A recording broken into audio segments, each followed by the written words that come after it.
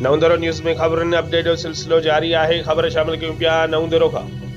नवंदरो में वधंदड़ बदअमनीअ ख़िलाफ़ शहर जे सियासी समाजी मज़हबी जमायतुनि म्यूनिसिपल कमेटी खां हथनि में प्ले कार्ड ऐं बैनर खणी एहतजाजी रैली कढी सखर लारकानो रोड ते रेलवे फाटक भरिसां धरणो हणी रोड ब्लॉक करे छॾियो।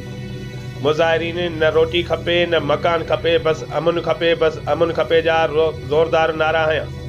एहतजाज की अगवानी हाफिज़ मुश्ताक कोरेजो, सईद कोरेजो, अब्दुल कुदूस पवर, लियाकत अबड़ो, मंजूर मंगी, मुर्तज़ा कलोड़ो, बरकत लाशारी ऐं ॿिया करे रहिया हुआ।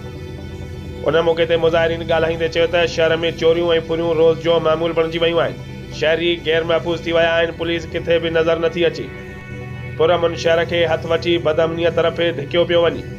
पुलिस चोरनि सां मिलियल आहे, उन जे करे फ़ौरू दिलेरीअ सां ॾींहुं तोड़े राति जो वारदातूं करे रहिया आहिनि।